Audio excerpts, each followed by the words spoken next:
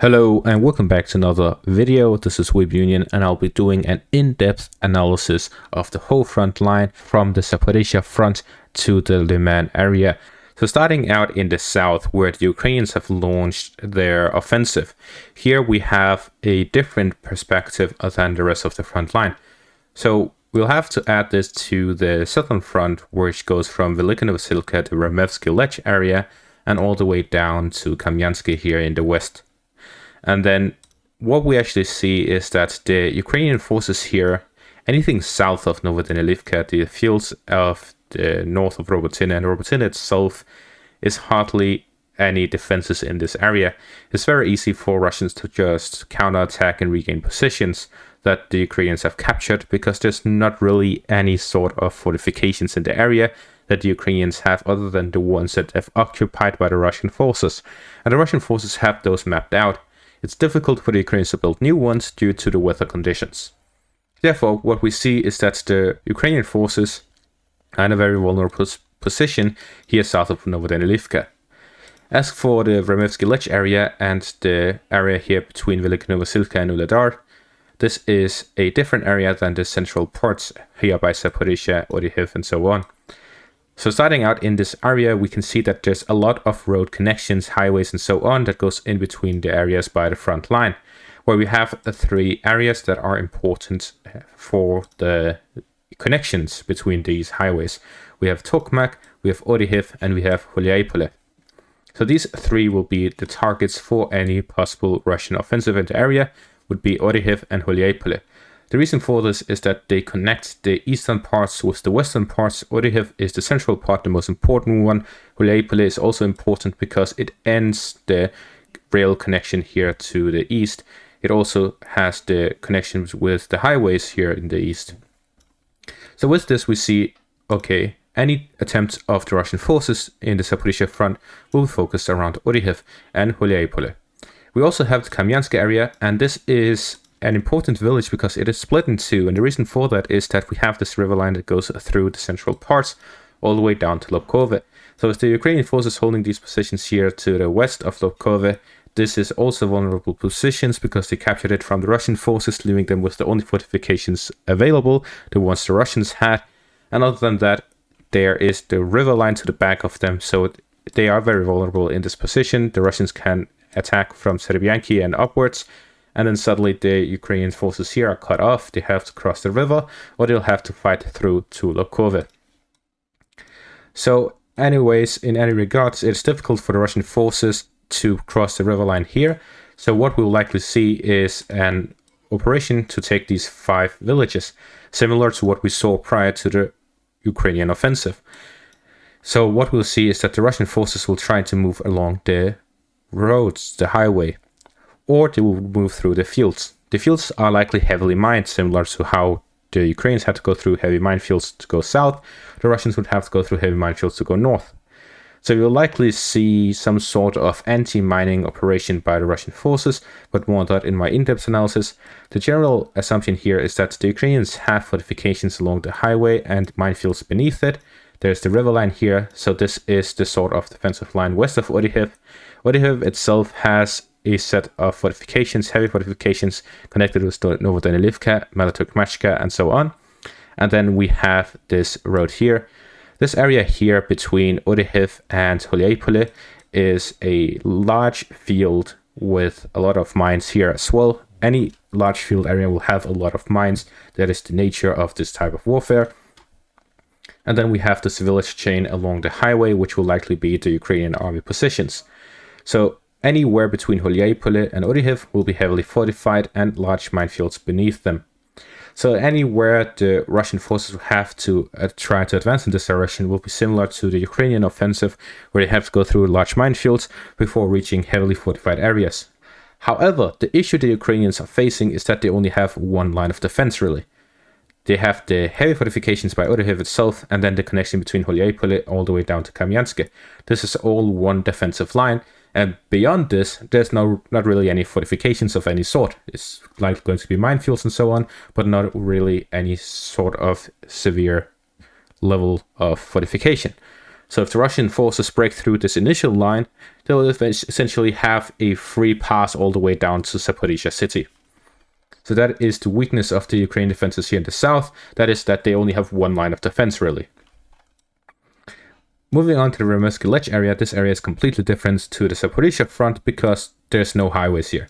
The only one is here between Olhanke to Velika Novosilka.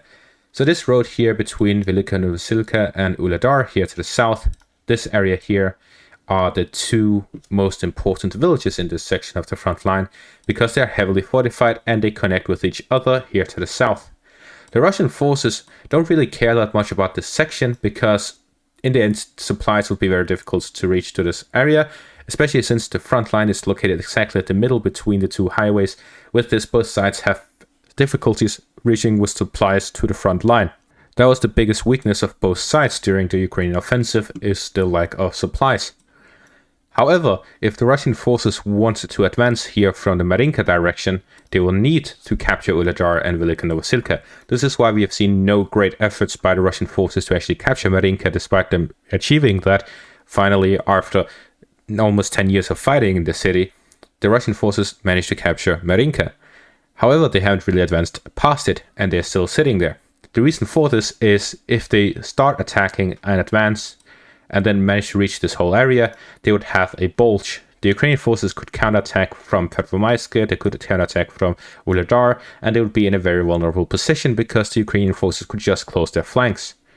So instead, what the Russian forces would need to do is that they would need to launch an assault on Vuhledar, take control of it, move towards Velika Novosilka, take control of it, and at that point, if they launch offensive operations here by Marinka towards the west, they'll have a secure flank in the south, and they wouldn't need to worry about the situation with the supplies because they would have the highway here between the south of Donetsk towards Velika Novosilka, and they will also have the highway from Donetsk through Marinka.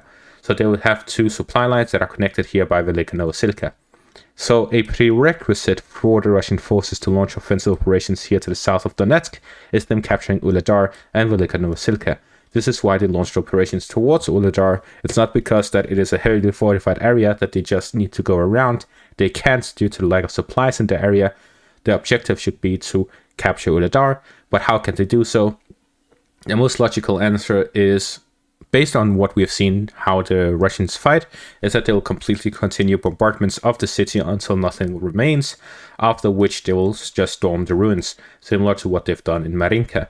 So with that, we'll likely see much more attempts by the Russian forces to just completely bombard Vuhledar, especially with the new bombs, the FAB 1500, that will allow them to hit more of these fortified buildings that have been difficult for them to break through since the start.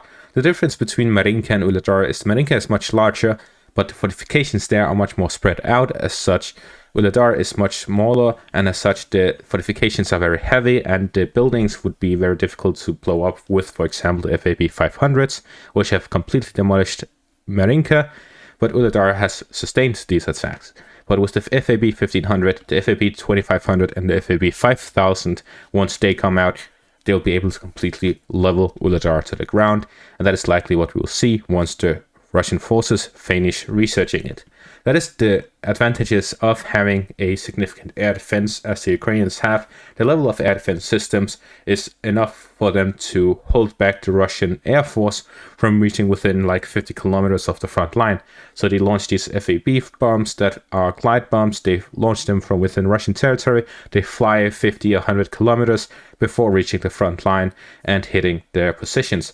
They are accurate, however, the Ukrainian Air Force can also shoot them down. The Ukrainian Air Defense Forces can shoot them down, so they aren't really reliable. This is why the difficulty isn't just producing these 2500 and 5000 FAB bombs. The difficulty is also having them actually land onto their locations. But of course, we've seen them do it because the Ukrainians are running low on air defense systems because Western aid is slowing down. But it has been a focus of Western countries to send more and more air defense systems since the Ukrainian forces started running low on the S-300 system. As for the Donetsk region itself, we see that the main focus is Marinka and Avdiivka. The reason for this is two-pronged. The first one is Avdiivka itself is a heavily fortified area that is just, some even consider it a suburb to Donetsk itself. So the Russian forces have a really symbolic objective with capturing Avdiivka. It's also a city that the DPR had managed to capture during the Civil War, but then the Ukrainian forces recaptured it. It is one that has had heavy fighting throughout the years. We can even see it with these satellite images. There are holes everywhere from all of the artillery that has been launched in this direction. There are fortifications and trenches all throughout the area. So generally, this whole area is, well, clearly a very important part. It also gives the Ukrainians the advantage and ability to launch artillery strikes into Donetsk. So there's so many things the Ukrainians have as advantages and so many issues the Russians have with the Ukrainians holding this area that it is a clear target. However, it is also the most fortified city in all of Ukraine, and as such it is difficult to take control of, but we're seeing the heavy Russian pressure over the area. So we'll likely see that the current offensive that the Russians have launched will continue until they manage to fully control Avdiivka. And as I've mentioned in my updates, in my daily updates, the Russian forces are heavily fighting in the northern and southern flanks. They're trying to storm the southeast of the city, and they're trying to gain control over the coke plant here to the north and the supply lines here to the south to completely cut off Avdiivka from supplies and then storm it, similar to the tactics around Bakhmut. So if you want to understand what the fighting in Avdiivka is going to entail, watch my old videos where I cover Bakhmut in detail and you'll figure that out. We then move on to the Avdiivka area, which is the city north of Donetsk. We have seen some fighting here by the line, which was the ceasefire line of 2014. However, I would not put much thought into this area. It is very unlikely that it will bring anything with it. It is likely just the Ukrainian forces trying to divert some of the Russian personnel and supplies to this area rather than having them by Avdiivka and Bakhmut. And talking about Bakhmut, let's take a look at that, as it has been one of the focuses of the Russian forces here lately.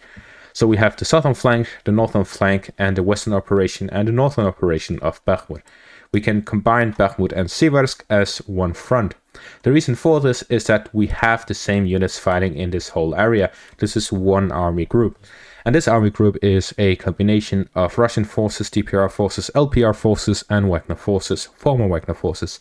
The main source of units is VDV units, as the main force of units fighting in this direction is infantry-based units. The reason for this is the heavy urban areas here in this direction, forest lines, and urban areas in general, the industrial areas and so on, that requires infantry-based assaults. Russian VDV units are heavily infantry-based, but they also have a lot of armor, they have a lot of artillery, and they also have a lot of artillery units. So the way the Russian forces are fighting in this direction is heavily bombarding areas, then storming it with infantry and armored vehicles as support. They also sometimes launch armored-based assaults to try and clear the way for the infantry. However, the main focus of the Russian forces here is getting to urban areas and then storming it. This is similar to what we're seeing by Klishivka. They launched armored assaults here to the north, capturing the fortified trench network to the northwest of the village, and as such they are now going to launch infantry-based assaults towards the village itself and launch further armored assaults westwards, all while heavily bombarding all of the Ukrainian positions all throughout the southern flank from Ivanivske and south.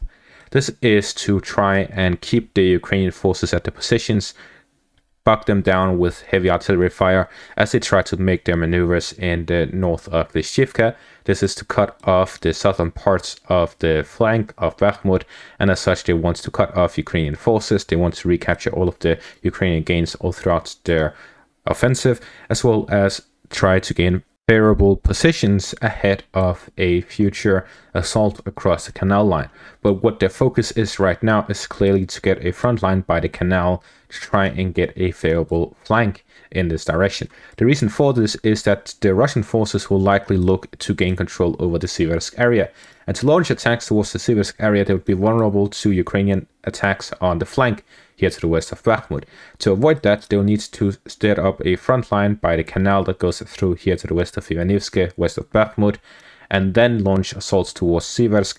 This is to make sure that they have a secure flank before launching their attack to prevent any Ukrainian counterattacks being successful in this direction. So they want to focus a lot of forces in this assault, and as such they need to have a secure flank by Bakhmut. So the Russian objective here is to launch attacks towards the canal line, establish a front line by it, and then launch attacks to the north towards Siversk, whether it be by capturing Vesele, Rosolivka, Fedorivka, and launching attacks through the highway to the south towards Siversk, or launching a combined assault from the east and the south, or generally just to move along the canal line and cut off the forces. Either way, their target would be Siversk and establishing a front line by the canal before launching attacks towards Slovyansk, Kramatorsk, Konstantinivka, and so on. The reason for this is in connection with the northern parts. So the official goal of the Russian forces when it comes to territory is gaining control over the Kherson, Zaporizhzhia, Donetsk, and Luhansk regions. To gain full control over the Donetsk region, they need to capture main separate areas. They need to capture Liman, Slovyansk, Kramatorsk, Konstantinivka, Chasiv Yar, Vuhledar, Avdiivka, Marinka, Velikonovoselka, Pokrovsk. All of these villages and cities all across the Donetsk region. They still miss a significant part of it. Zaporizhzhia and Kherson are secondary. The main one is the Donetsk region. The reason for this is that the war has continued here for 10 years, and as such the others are much more recent in conflict. They need to quote-unquote end the suffering of the people of Donetsk. To gain control over Liman, the Russian forces need to launch offensive operations to do that. They can launch a straight-ahead definite assault towards Liman. However, this is a stupid idea. First off, they have to cross the Serbets River. They also have the whole southern flank, which is heavy forest areas filled with Ukrainian soldiers. And in the north, there's heavy open fields, so the Ukrainian forces can launch armored assaults to flank the Russian forces. So this is a terrible decision. So the first one is to establish a front line by the Serbets River, similar to the canal here to the south. They would need to establish this position to protect their flank. They would also need to gain full control over the forest areas here to the south of Kreminna and Liman, connecting the two cities, as that would allow them to have a secure flank to the south, prevent the Ukrainian forces from launching attacks towards the supply lines of the Russian forces, taking cover in the forest to establish guerrilla fighting positions. And then finally, they'd need to gain control over the northern parts to avoid a Ukrainian counterattack from the north. That is why we're seeing operations in the direction of Kupiansk, as Kupiansk is one of the main supply areas for the Ukrainian forces across the Uska River line. So the Russian forces will look to gain three different objectives. The first one being here to the north of Kupiansk, where they want to either cut off Kupiansk or gain control over the village. As such, they would cut off one of the main supply lines of the Ukrainian forces in the north. They would then look to move southwards and cut off the Ukrainian supplies across the main bridge here in the central parts, and gaining control over the northern parts, gaining full control between the highway from Kupiansk to Svatove. As such, they would secure the village of Svatove, which is one of the main supply hubs for the Russian forces in this section of the front line. After which they would also look to gain control over the Serbets River simultaneously with the attacks in the north, which would then allow them to have a strong flank here to the south. And with that, they would have control over everything except for the fields here to the north of Liman and the forest lines here to the south of Liman and Liman itself. As such, they would launch a combined assault with infantry-based assaults through the forest lines, armored assaults from the north towards Liman, flanking the Ukrainian positions, and attack straight ahead through the Serbets River, establishing bridgeheads across the river line, and as such they would be able to launch attacks towards Liman, gain control of it, establish a front line by the Uska River line, and hold the territories of the Donetsk region here to the north, and gain full control over the Luhansk region. As such, they would be able to then focus their attention on Slovyansk, Konstantinivka, Kramatorsk line, which is the main defensive line of Ukrainian forces in the Donetsk region. This is the largest civilian hub of population and industry and so on in the Donetsk region, besides what Russian forces already control. Then they would have their focus in coordination with the southern parts. But until then, the southern parts is secondary and the northern parts is the main focus. The reason for that is if the Russian forces have a front line by the Slovyansk-Konstantinivka area, then they would have a secure line by the canal, and as such, the Ukrainian forces would be unable to make use of the large concentration of both supplies, personnel, ammunition, and whatever else they have in this area, which is well connected with the highways. As such, the Russian forces can divert the resources to the north and to the south in the direction of Donetsk, and at the same time they'll be able to pressure the whole area here, hitting them with artillery, hitting them with long-range assaults, airstrikes, everything else you need to attrit the Ukrainian forces in their supply hubs. And then we'll also likely see Russian assaults west of Avdiivka, west of Marinka, taking control of Vuhledar, Marinka and Vuhledar, and launching attacks towards Pokrovsk, which is the main supply connection area, similar to that of Avdiivka, but in the whole Donetsk region. If Pokrovsk is cut off, the only supply would be coming from the north from Kharkiv, and if the Russian forces have control over Liman, then the only supply of highway/railway would be nothing. There would be nothing between Pokrovsk and Liman, and as such you'd have to use trucks through these minor roads all the way to the Donetsk region, and it would significantly complicate the supply situation of the Ukrainian forces in the Donbas region. And as such, I'll end off this analysis here. I'll be doing in-depth analysis on my Patreon later on. Thank you all for watching and have a great day.